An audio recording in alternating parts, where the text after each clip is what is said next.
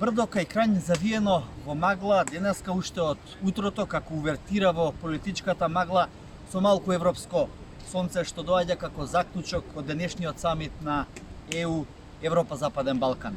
За Македонија дополнително проблематично и со релациите Македонија-Бугарија.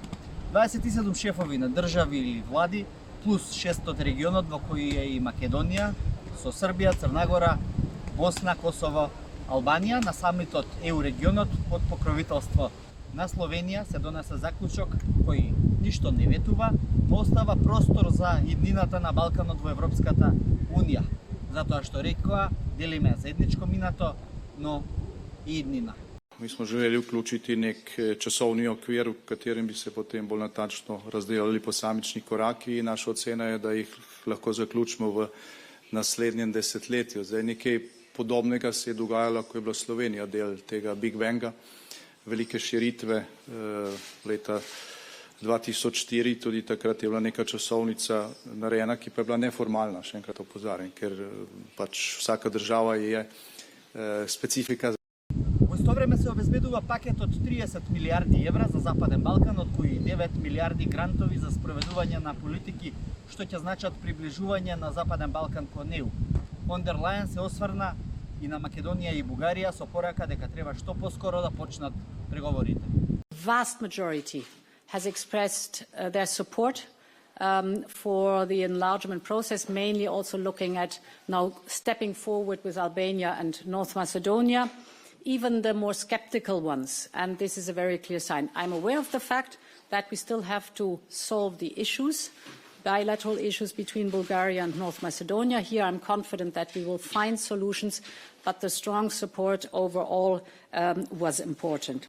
Што значат тие 5+1 точка, кажа претходно бугарскиот премиер Румен Радев. Посредбите со Заев, Макрон, Меркел изјави дека очекува подпишување на билатерален протокол со Македонија во почетокот на ноември.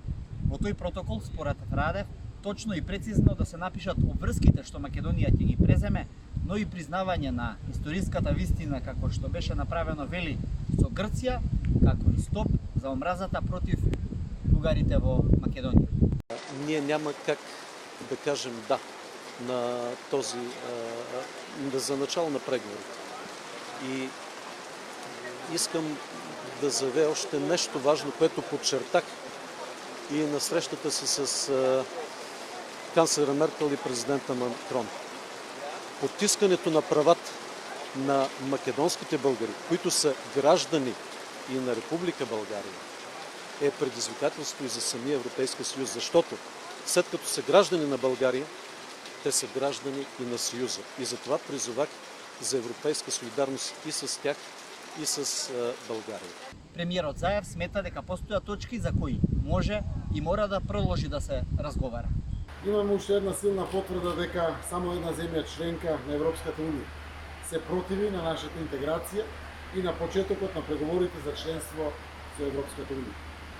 За жал и на огромно разочарување, мое лично и верувам на сите наши граѓани, блокадата доаѓа од нашиот сосед Бугарија. Светени сме на решавање на билатералните спорови кои се влечат од минатото, а доказ за тоа се и договорот од Преспа и договорот со Бугарија од 2017 година. Не е нова вест дека за нас е прифатливо во духот на европските добрососедски односи да ги интензивираме разговорите со нашиот сосед Република Бугарија.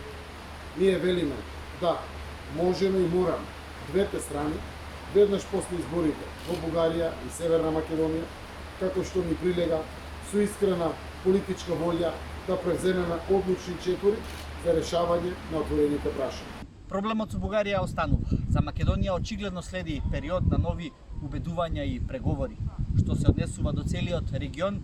Пораката одовде од Брдо символично е обединувачка, иако уште вчера вечерта грчкиот премиер Мицотакис упати една прекорна изјава до своите колеги, дека ваквата декларација наликува на онаа од Солун, од која минаа ни помалку ни повеќе 18 години. Што направивме од тогаш, ги праша Мицотакис своите колеги, алудирајќи на одговорот за Балканот многу малку. Во Брдо, Младен Чедиковски, телевизија 24.